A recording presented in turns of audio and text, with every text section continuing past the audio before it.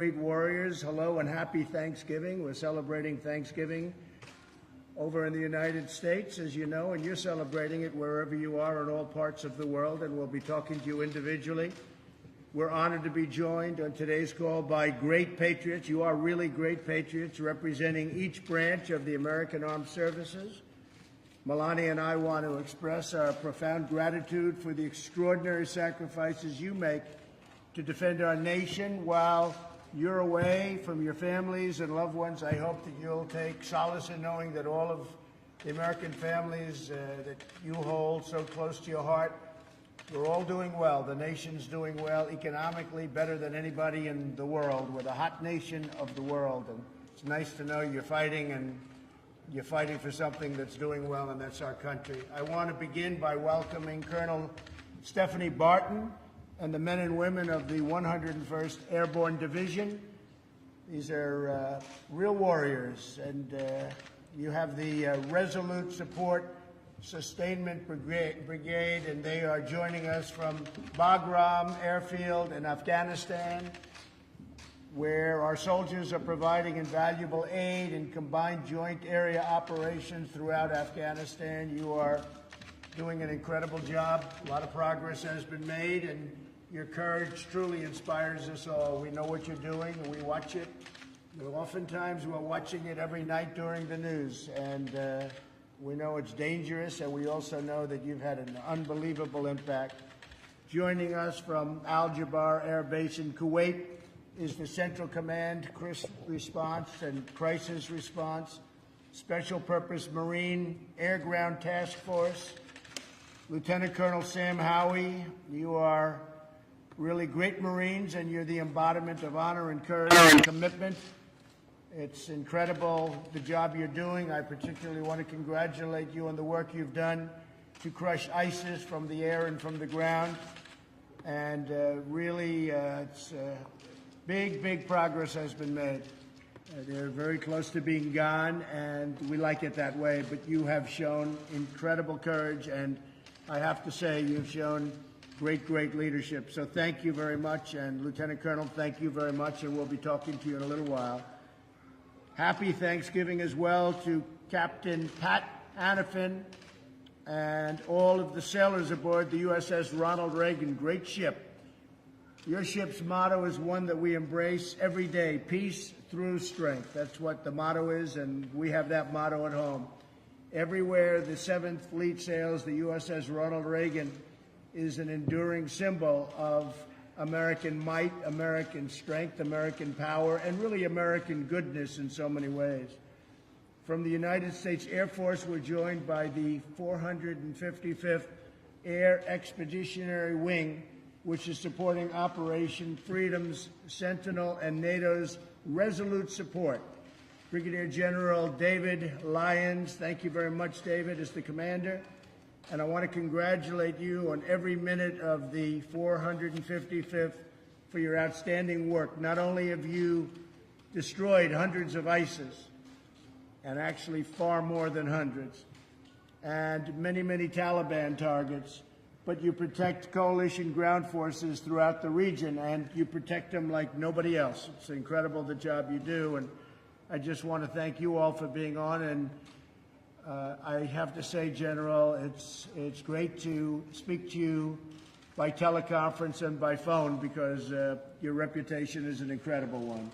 Representing the U.S. Coast Guard, our crew members from 6 Coast Guard cutters, from the shore support teams that are part of Patrol Forces Southwest Asia, which is the largest Coast Guard unit outside of the United States. And I'm actually going right now. I'm in Palm Beach, Florida, and I'm going over to your local Coast Guard station, and we're going to spend some great time with the men and women of the Coast Guard.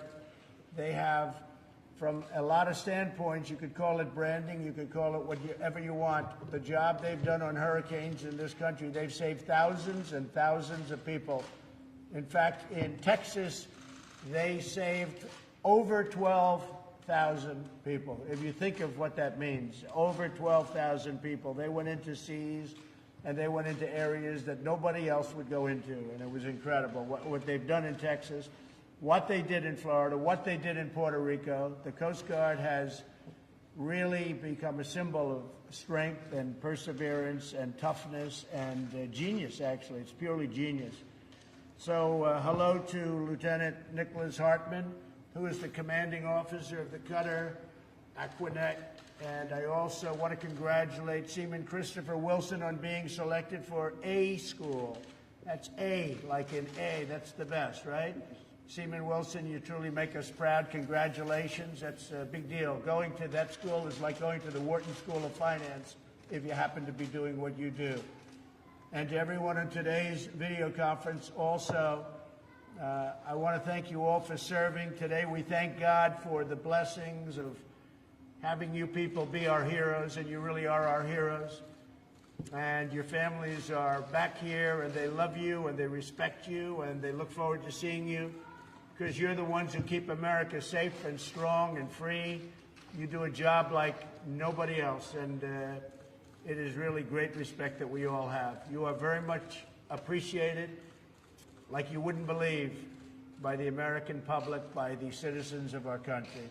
I want to maybe start with the Air Force, and I know that Brigadier General David Lyons is on the phone. And David, tell me a little bit about what you're doing. Our mission here, we defend the two busiest airfields in Afghanistan, Kandahar and Bagram. We support our teammates and our mission sets, and then we deliver decisive combat air power across the entire country of Afghanistan. And Mr. President, I know you can't see us right now, but you've got 150 airmen in this room that would love to say Happy Thanksgiving to you. Vultures, what do you say to the President? Happy Thanksgiving! That's great. That's really fantastic. How are things going over there? Are you looking up? How is it looking to you? You've seen it. You've been there a while, and you've seen what's going on. You know what's happening better than anybody. How do you find things going? Both the Taliban and ISIS are resilient adversaries, but I think that we're doing well. We get after them every single day. Our objective here is to fight the away game. And so what I mean by that is we never want this adversary to reach our shores again. And so every airman here is dedicated to keeping this fight away from our shores. A stable Afghanistan is good for Afghanistan, but we do what we do for America, sir. Well, you said it better than anybody could have said. Keep them away from our shores, and that's why we're doing the strong borders. You probably see over the news what's happening in our southern border and our southern border territory. Large numbers of people, and in many cases we have no idea who they are, and in many cases they're not good people. They're bad people. But large numbers of people are forming at our border, and I don't have to even ask you. I know what you want to do. You want to make sure that you know who we're letting in, and we're not letting in anybody, essentially, because we want to be very, very careful. So you're right. You're doing it over there. We're doing it over here. And your people at the border, we have the military at the border for the first time. I don't know if it's ever, or certainly there's never been a presence like this, but we have a very powerful border now. We have the Cosentina fencing, and we have things that people don't even believe. We took old broken wall and we wrapped it with barbed wire plus. I guess you could really call it barbed wire plus. This is the ultimate. And nobody's getting through these walls, and we're going to make sure they're the right people, because that's what you and your family want, and all of your families, that's what they want. And that's why we're all fighting. You know, we're fighting for borders. We're fighting for our country. If we don't have borders, we don't have a country. So we're doing very well in the southern border. We're very tough. We get a lot of bad court decisions from the Ninth Circuit, which has become a big thorn in our side. We always lose, and then you lose again and again, and then you hopefully win at the Supreme Court, which we've done. But it's a terrible thing when judges take over your protective services, when they tell you how to protect your border. It's a disgrace. So we're winning, and you're winning, and I appreciate it very much. And General, your reputation's an incredible one. Thank you very much for doing the job, and I'll see you back when you're in the United States, or maybe I'll even see you over there. You never know what's going to happen. Thank you, Mr. President. We appreciate that. Thank you very much. Thank you very much. Really great. And thank all the men and women with you. Really spectacular people. Well, next, let's talk to the U.S. Coast Guard Commanding Officer, Coast Guard Cutter Aquanet, and it would be Lieutenant Nick Hartman. And so, Nick, tell me a little bit about what you're doing, where you are, and how's it going? Good morning, Mr. President. This is Nicholas Hartman, like you mentioned, from Coast Guard Cutter Aquidneck. Here in the room, we have 14 members from Patrol Forces Southwest Asia, and we're located in the Kingdom of Bahrain, Mr. President. Our mission out here is to patrol Arabian Gulf, Strait of Hormuz, and conduct our U.S. Central Command and NAVCENT objectives here in the Gulf. A lot of our work is partnering and building relationships with the Gulf Coast countries, and so that we have a good standing and resolve here in the Arabian Gulf and at Central Command AOR. Things, in my opinion, are going very well for us.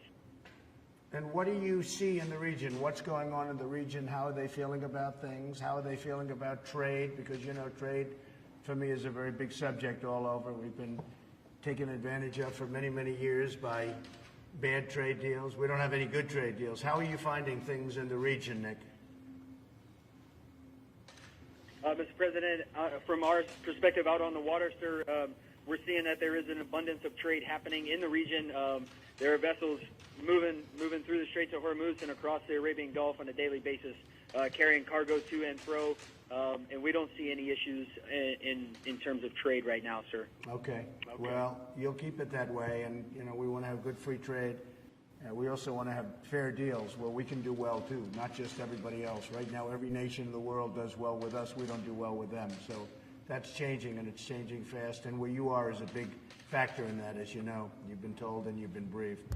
Well, I want to thank you very much, Nick, and great job. And again, as I said, there's no brand that's gone up like the Coast Guard over the last couple of years because of what you've done with the hurricanes in this country. People saw things that they've never seen before. The bravery of your people going out in waves like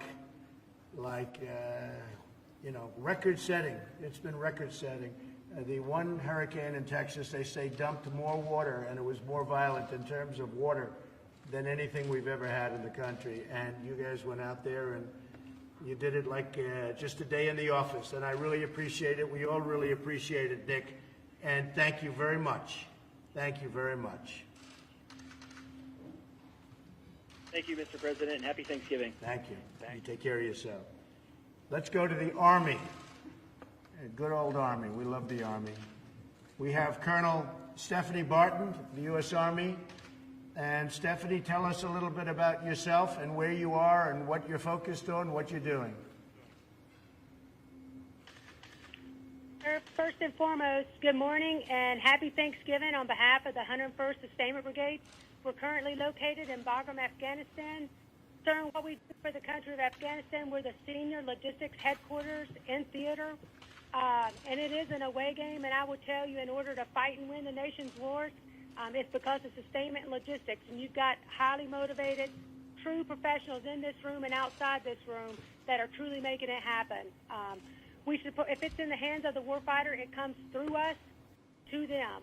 So we support everything from coalition to joint forces, from border to border here in the country, sir. Good. And how are you finding things in Afghanistan right now?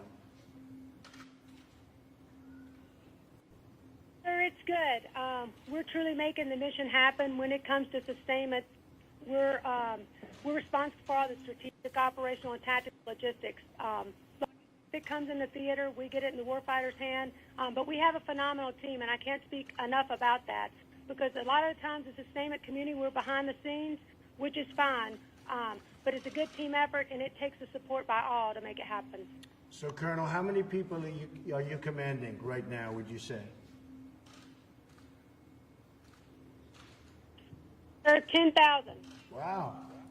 That's a lot of people. That's fantastic, Stephanie. That's beautiful. That's beautiful. And not only is it important what you're doing, but you're enjoying what you're doing. Is that right? Sir, absolutely. We truly love it. And I will tell you, our formation is a great mixture. We have all the Army combos from the active duty, National Guard, Reserve. We have Army, DOD civilians, and civilian contractors that literally we all come together and make this mission happen. So We do hate that we're not with our family and friends today, but I tell you, we are a close family here, and I'm truly happy to be a part of it. It takes the whole community, from green suiters to civilians, to make it happen. And sir, you would be very proud, because we truly are. It's fantastic. We're proud of you. And I'll tell you what, we're proud of you people. And please say hello to everybody. Have an incredible Thanksgiving. And now we're taking good care of you. You know, the budget's now at $716 billion, Stephanie, right? So we're getting rid of some of that old equipment that you see what's going in, the best in the world, right? So you see a big difference. It's an awfully big difference from what we had before. And it's only getting better. We'll be stronger than ever before, and with people like you, we feel very confident. So, Stephanie, thank you very much. Happy Thanksgiving to all, and I will see you when you're back. Sir, sounds great. We have one last message, if that's okay. Yes. One, Yes. 2, 3, go! That's great. That's I really great. appreciate that. I really do. I appreciate it. Take care of yourself. We'll see you all soon. Thank you. From the U.S. Marine Corps, we have Colonel George Schreffler. And George, are you on? So this is Lieutenant Colonel Sam Howie. Colonel Schreffler is doing a battlefield circulation right now. Oh. I'm the executive officer, and I'm here with Civil Marines. Good. That's great. That's great, Sam. Good. How's it going over there? It's going great, sir. Right now, the Special Purpose MAGTF, we're based in Kuwait, but we have Marines from Jordan all the way to Afghanistan and up into Iraq and Syria.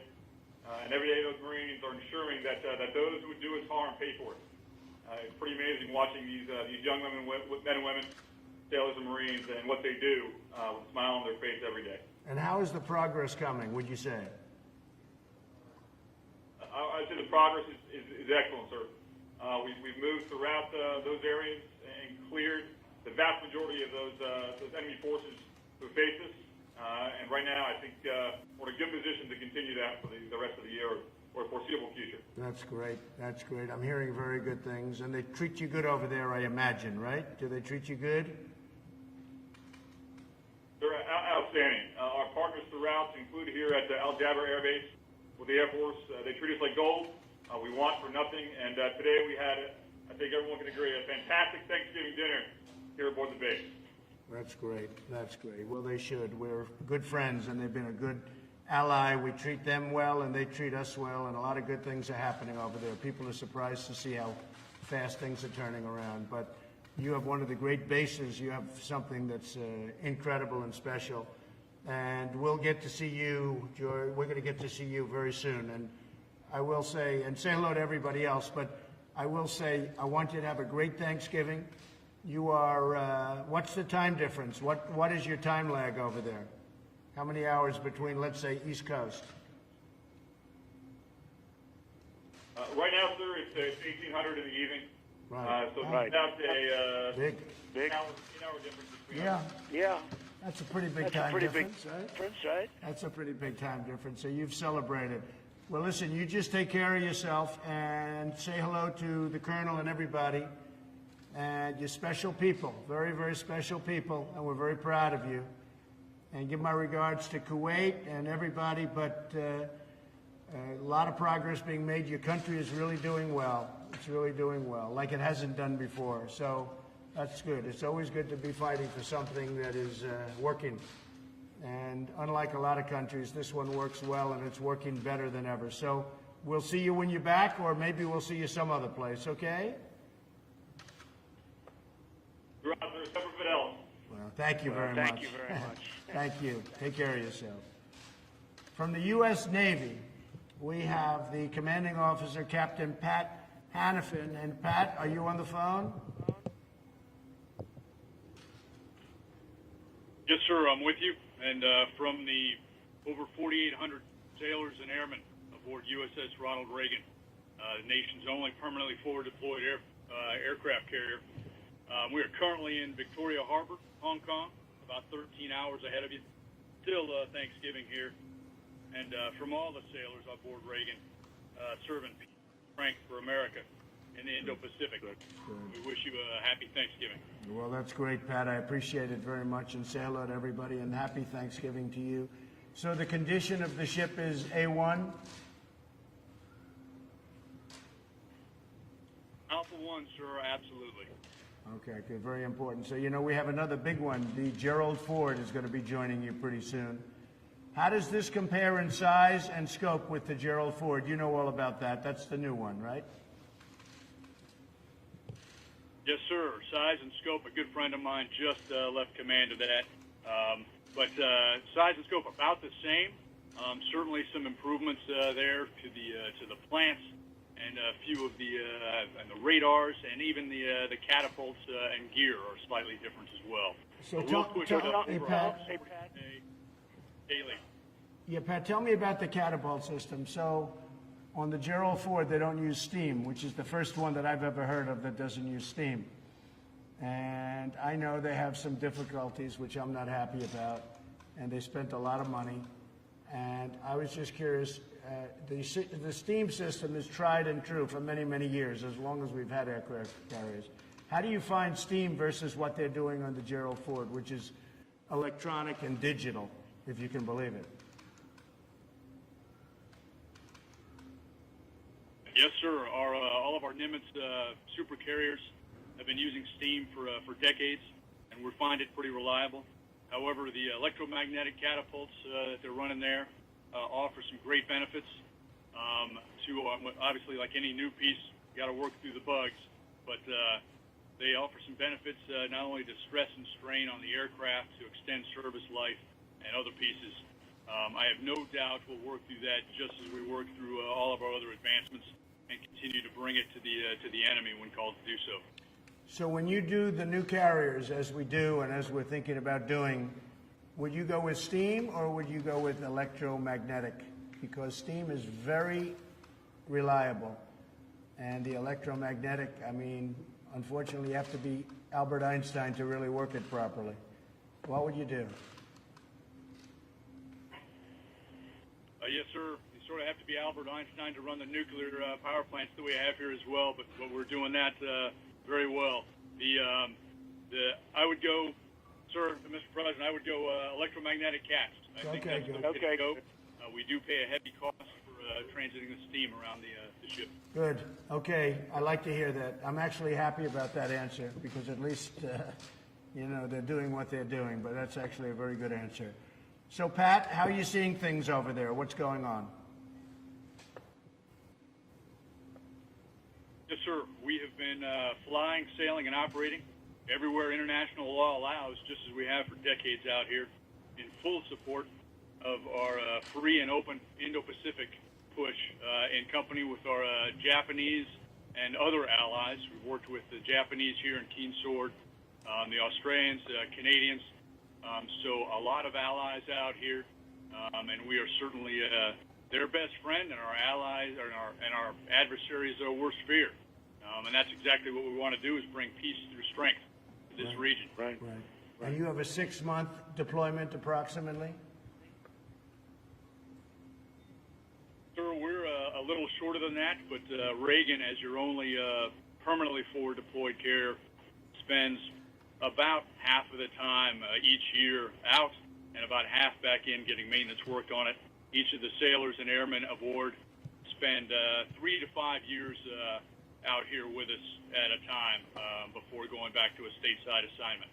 But we're all honored to be serving the nation out here. Right. Pat, why is it that the Reagan is the only one that's permanently deployed of all the aircraft carriers? Why is that? Was it set up for that, or is it just happens to be? Yes, sir. We have worked a single aircraft carrier out in Japan for decades now. Reagan took that role back in about 2013. I'm sorry, that's not quite right. About 2016. But it switches out, so different carriers out here for different periods of time. It was George Washington before us, and then a few of the conventional carriers, going way back to Midway, Kitty Hawk, and Independence. Right. So we've been running that for a while. But it's just an infrastructure piece. It takes quite a bit of infrastructure to make that work, but we get a lot of presence out of it for the region. And do you feel safe in the region? Do you see any hostility? Do you see any aggression? Because, you know, you're hearing a little bit about aggression from a couple of the players. What are you feeling? Yes, sir. We have safe and independent operations out here throughout the theater. We do feel safe. There have been a couple of close calls, but in most cases, the vast majority, they are professional navies, and we have no doubt that we can bring we bring the U.S. interest to the theater, and expect that to continue into the future. That's great, Pat. Well, I want to wish you a happy Thanksgiving and say hello to everybody in the Navy. And just in closing, I want to wish everybody a really, really happy Thanksgiving. And we'll see you when you're back, and maybe I'll see you over there. But it's a great honor to talk to you and know everything about what everyone is doing. And you're doing an incredible job, and you're keeping us safe. And we all miss you back here, but we'll be seeing you soon, and on behalf of the whole country, I want to just thank you for what you're doing. Very, very special people, men and women that are just incredible people. You're highly respected, and I tell you what, our country has such respect. I don't think you hear it enough, but our country has such respect for you and the job you do. So happy Thanksgiving, and we will see you soon.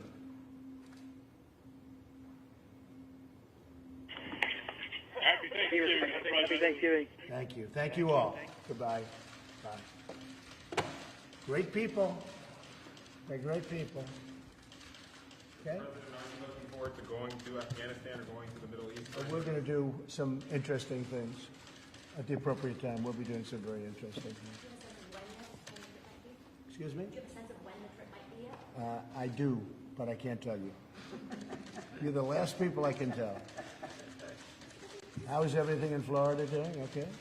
Weather's good, right? Florida. Welcome to the Southern White House. Does the CIA have a recording of MBS demanding Khashoggi's silence? I don't want to talk about it. You have to ask them. About the border, Mr. President, Well, the border's coming along very well. It's become very strong. We're getting some terrible decisions from the Ninth Circuit, as usual. I don't know if we've ever had a victory in the Ninth Circuit. We have to appeal it. Yes, a vast number of their decisions get overturned, generally speaking. And it's a shame. It's a shame. It's a disgrace, frankly. And essentially, they're legislating. They're saying what to do. Some judge sitting in some location very far away is telling our incredible military and law enforcement what to do, and it's not right. And it's been going on like that for a long time. And we are doing really well, considering the laws are a disaster. And if we had the right laws, it would be a lot less expensive and would do it a lot easier. But we don't have the right laws, and we have people interpreting the laws, and they always give us a bad interpretation.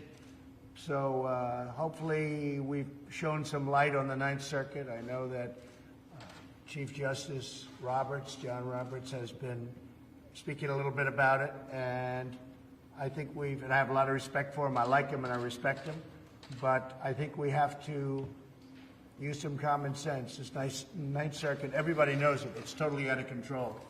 And what they're doing, what they're saying, the opinions are very unfair to law enforcement. They're very unfair to our military. And they're very unfair, most importantly, to the people of our country, because I'm keeping them safe. And you see how we fortified things, and all of that vast amount of fighting that you see going on at the border, it's all taking place in Mexico. And Mexico cannot believe how tough these people are. The mayor of Tijuana and so many others had said, boy, these are tough people. They start fighting right away. They're tough people. You have many criminals in that caravan, and the big caravan hasn't arrived yet. And we're very well fortified.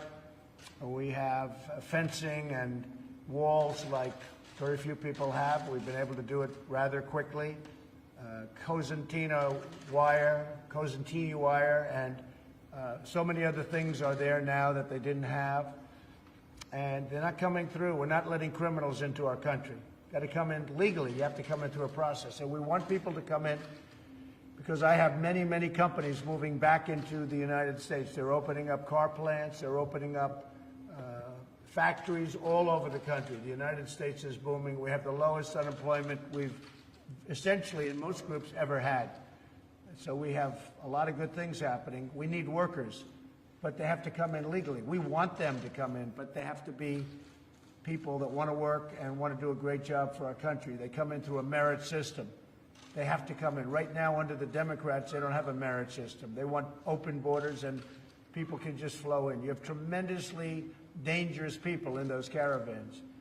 And we do not want them coming into the United States, and we're not going to let them. We're throwing out MS-13 and so many others. We're throwing them out of our country by the thousands that got in here over the years. And we're throwing them out by the thousands, and we're bringing back towns. We're making towns safe, and we're doing an excellent job. But we're getting hurt by the Ninth Circuit very, very badly. Everybody files in the Ninth Circuit. I haven't seen anybody file anyplace else. They automatically go to the Ninth Circuit. They could go any place in the country.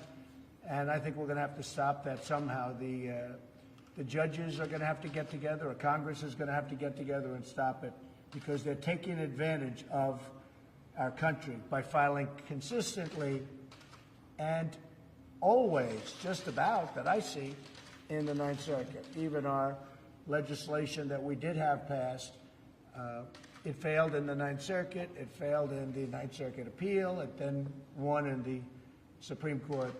And it's just a shame, because it's really hurting people. It's hurting our law enforcement tremendously. And now that the military is on the border, it's really hurting our military. And frankly, when they hear of these decisions, these are professional, the military, the law enforcement, first responders, they can't believe the decisions that are being made by these judges. This is what they do. They do law enforcement, law and order. And they get these decisions down. They say, who makes these decisions? They're not into the lawyer things. They say, who makes these decisions?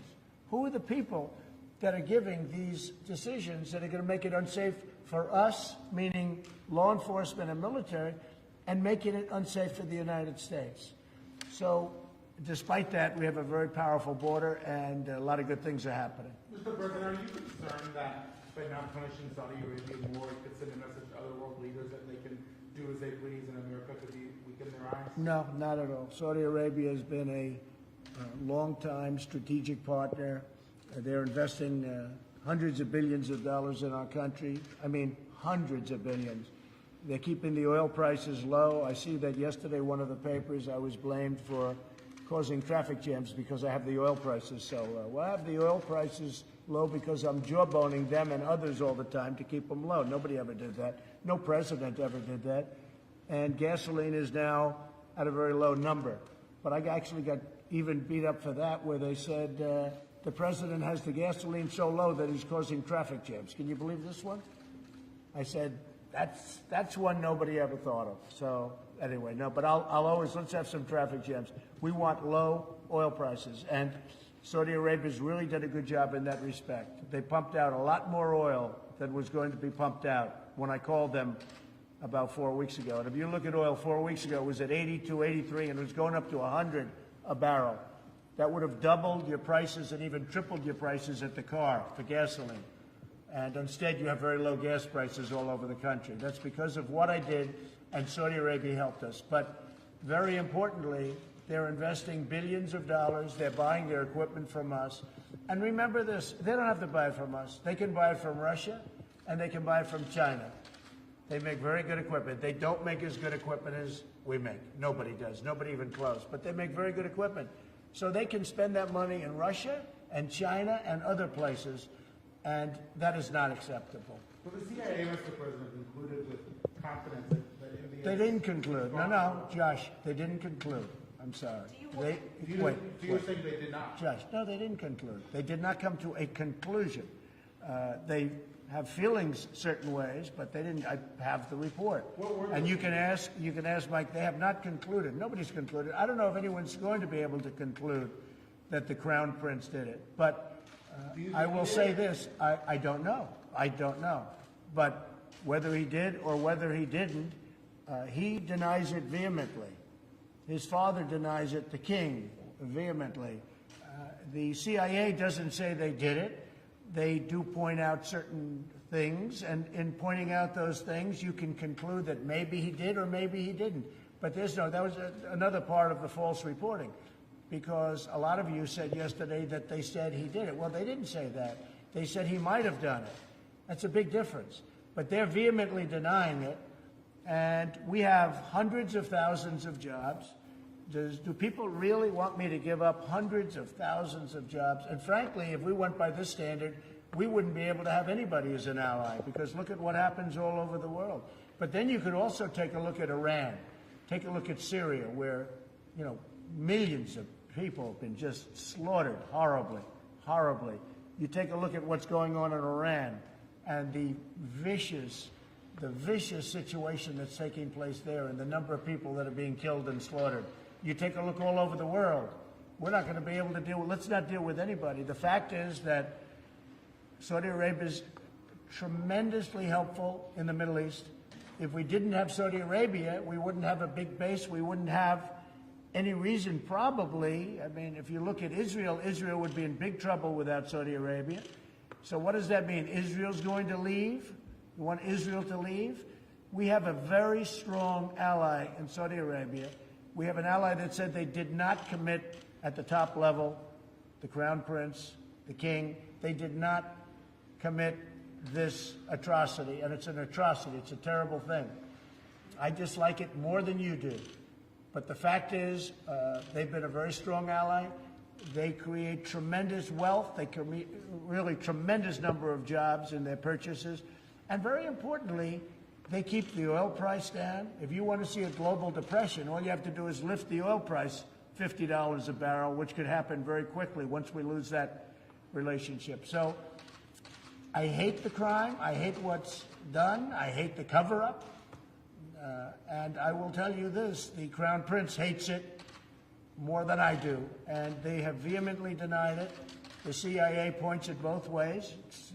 As I said, maybe he did, maybe he didn't, but I will say very strongly that it's a very important ally.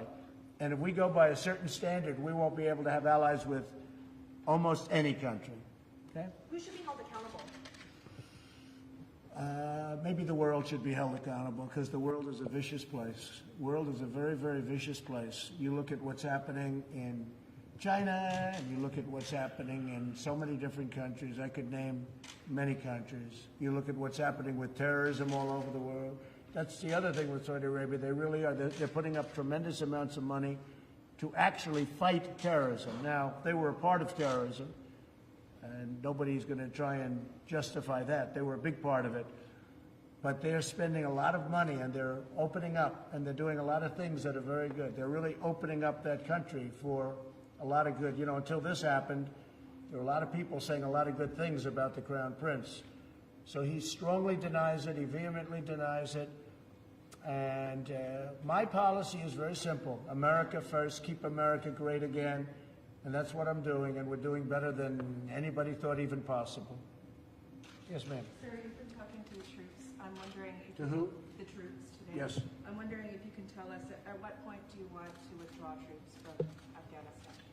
Well, we're always looking to do the right thing, and we'll be seeing over a period of time. But we're looking, I just spoke to Afghanistan, as you know. We're always looking to do whatever's right.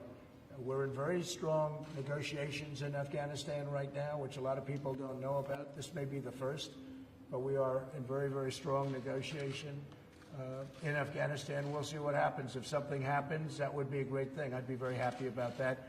I really think the people of Afghanistan also, and they are good fighters, and they fought for a long time. They fought for a lot longer than we fought. They've been fighting for many, many, many decades. But I think they're tired of fighting. And we'll see what happens, but we are talking about peace. We'll see if that happens. Negotiations with? We have negotiations going on. I don't know that they're going to be successful. Maybe they're not. Probably they're not. Who knows? They might be. They might not be. You know my attitude on all of that stuff, whether it's North Korea or anybody else. Maybe they are going to be successful. Maybe they're not going to be. But we have negotiations going on right now in Afghanistan. Okay? Mr. President, what is your response to people who say that a phone call wasn't enough for the troops today? Well, nobody's done more for the military than I have. I took the budget from very little to $700 billion and then $716 billion. And I'm now going over to the Coast Guard, where I did last year, and I will probably a lot, but we're going over to the Coast Guard. I really believe nobody, in fact, a number of generals were on television over the weekend, and just unrelated, but they all mentioned the fact that nobody's done as a president for the military in a long time what I've done, because I've taken spending where you had a depleted military and it wasn't being fixed and it was a mess, and it frankly put us in danger. And I was able to get Congress to give us $700 billion and now $716 billion for our military. And I've also done more for the vets than anybody's ever done. I got choice approved. They've been trying to get choice for 40 years, more than 40 years. They couldn't get it. Where a vet can go directly to a doctor now, instead of waiting on line for 2 months and 2 weeks and 3 weeks, and amounts of time that are unthinkable to anybody, including yourselves. So I think I've done more than anybody else, certainly in many, many years and probably in many decades. Mr. President, are there any updates on the troops that are being sent to the border in regards to the caravan? No troops. We're going to have a strong border. Our southern border is going to be very strong. You heard me speaking to some of the folks just now in different parts of the world, and they're so proud of the job they're doing. And you got to have borders. If you don't have borders, you don't have a country. I mean, the Democrats want open borders, and they want these people coming in. Many of those people are criminals, okay, and have been so adjudged. We know who they are. They have records. They have some very substantial criminal records, some very bad criminal records. They're in the caravan. You saw what happened in Tijuana, where a number of the people said, these are tough people. They start fighting. They're starting fist fights. There are fist fights all over the streets. They're starting fist fights. They said, these are not like normal, innocent people. These are people, you talk to them and they start a fist fight. I don't want that in this country. Okay? Mr. President, what about the idea that the military may use lethal force against these migrants? If they have to, they're going to use lethal force. I've given the okay. Yeah, if they have to. I hope they don't have to. But, you know, you're dealing with a minimum of 500 serious criminals. So I'm not going to let the military be taken advantage of. I have no choice. Do I want that to happen? Absolutely not. But you're dealing with rough people. You ask the people in Tijuana, Mexico. They opened up with wide arms. Just come in, let me help you, let us take care of you. And within 2 days, now they're going crazy to get them out. They want them out. Because things are happening, bad things are happening in Tijuana. And again, it's not in this country because we've closed it up. 2 days ago, we closed the border. We actually just closed it. We're saying nobody's coming in because it was out of control. But you take a look at Tijuana, Mexico, and you see what's happening there. It's really a bad situation. What do you mean you close the border and nobody's coming in? What do you mean by that? If we find that it's uncontrollable, Josh, if we find that it gets to a level where we are going to lose control or where people are going to start getting hurt, we will close entry into the country for a period of time until we can get it under control. The entire border? The whole border. I mean the whole border. And Mexico will not be able to sell their cars into the United States where they make so many cars at great benefit to them, not at great benefit to us, by the way. But at least now we have a good new trade deal with Mexico and with Canada. But we will close the border. And that means that Mexico is not going to be able to sell their cars into the United States until it's open. But we're going to either have a border or we're not. And when they lose control of the border on the Mexico side, we just close the border. And we have a very powerful border. We built a very strong border in a very short period of time, and the military has been fantastic. The job they've done. And by the way, Border Patrol and ICE, all of the law enforcement we have involved, and we have local law enforcement too, they have done an incredible job. And they've wanted this for years. You know, I'm the first president that's done it to this extent, but they've wanted this for years.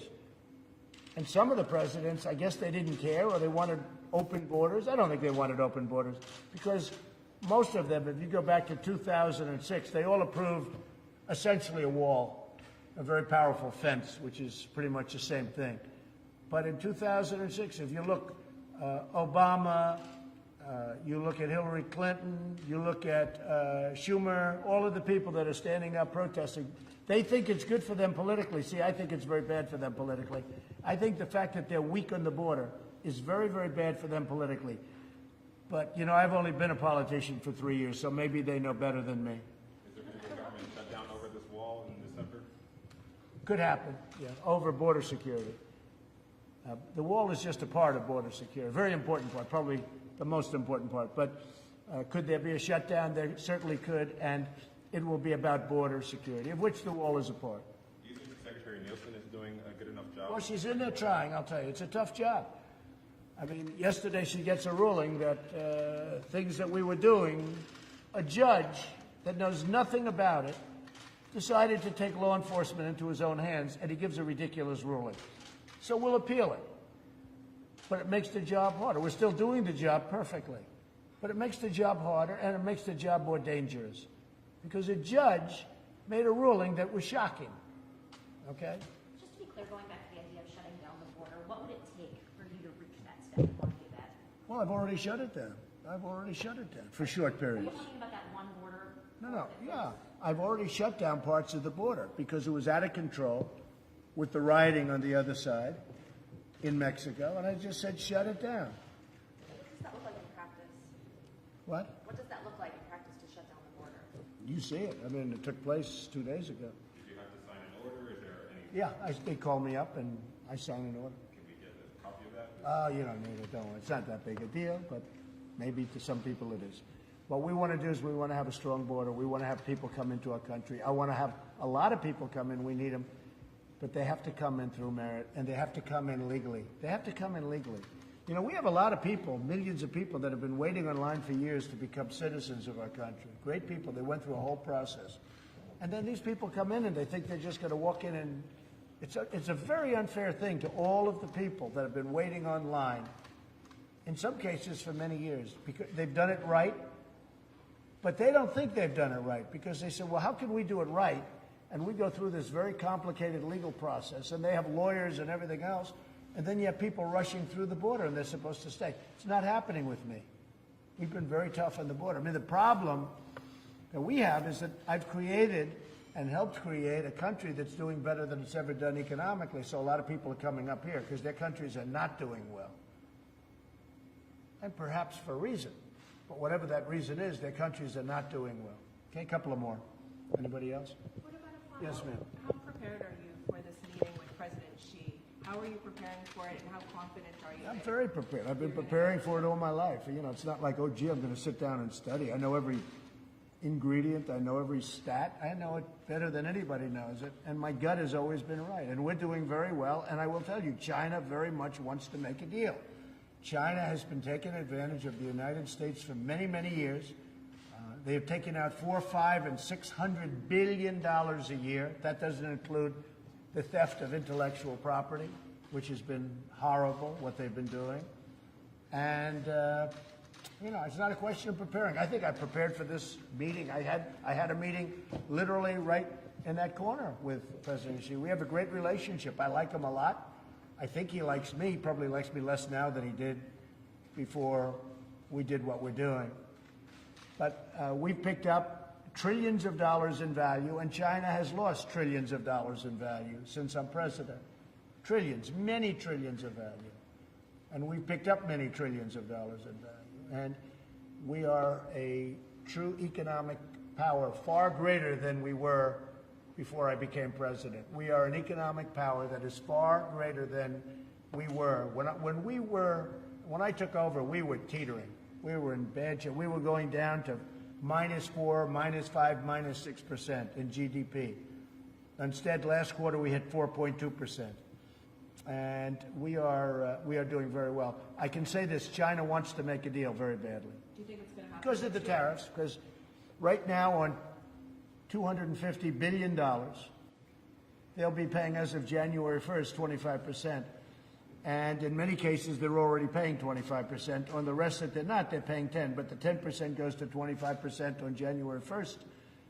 And so they're going to be paying a tremendous amount of money, which, frankly, is great for our country. We're taking in billions of dollars from China. We never took in 10 cents from China. They took everything from us. We never took anything from them. Now, as of already, we're taking in billions. China is, people don't understand this. China is right now paying us billions of dollars a month. That's never happened before. And soon, they're going to be paying us many, many billions of dollars a month. But China wants to make a deal, and we can make a deal, we will. Are you worried about Matt Whitaker's finances and his potential hackers? No, Matt Whitaker's a highly respected person. And, you know, once I choose somebody, they always go through hell. But Matt Whitaker is a highly respected man. The Justice Department respects him tremendously. I've spoken to a lot of people. And, you know, the press has been nasty to Matt Whitaker, but I can tell you that he is a highly respected, strong person, and he's doing a great job. Everybody tells me that. He's doing a really great job. Have you done anything, Mr. President, to try to bring Julian Assange back to the United States? No, I haven't been asked to, no. Would you want him to face charges here? I don't know anything about it. I'm not very familiar with the whole situation, but I would say that if somebody made a request, I guess it's something we consider. I just don't know very much about that situation. Okay? What else? Anything else? Are you interviewing people this week for new jobs in your administration? Yeah, we'll have a few. I'm very happy with my cabinet and people that work for me and for us, really work for the country. We have a great cabinet. We have absolute stars. But a few of them, I would say, can do very well outside. Everyone's doing well when they leave. That's one thing I'll tell you. Everyone that leaves the Trump administration has come out really well. I'm very proud of a lot of them. Look at Hope. Hope Hicks is doing a fantastic job. She's a fantastic young woman, and I'm very proud of her.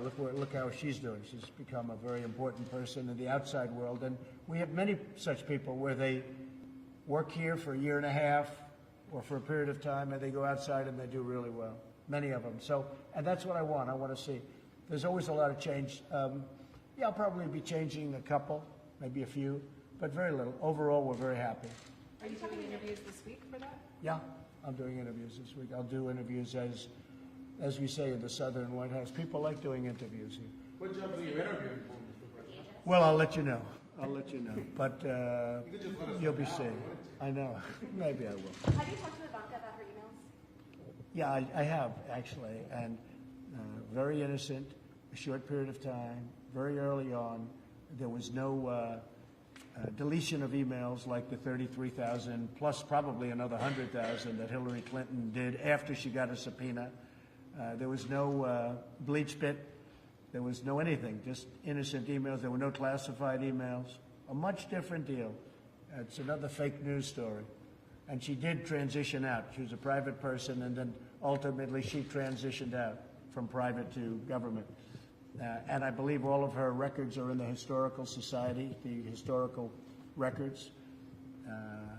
Much different than the other situation that I've talked about for a long time. But she transitioned out, but everything's in historical records. I'll see you over at the Coast Guard. I'm going over to say hello to the Coast Guard right now, which I look forward. I'll see you. I don't know if you're going, but if you are, I'll see you there. Thank you all very much. What are you most thankful for, Mr. President? For having a great family and for having made a tremendous difference in this country. I've made a tremendous difference in the country. This country is so much stronger now than it was when I took office that you wouldn't believe it. And, I mean, you see it, but so much stronger that people can't even believe it. When I see foreign leaders, they say, we cannot believe the difference in strength between the United States now and the United States 2 years ago. Made a lot of progress. Thank you very much. Thank you so much. Thank you, everybody. Thank you so much. You guys, thank you.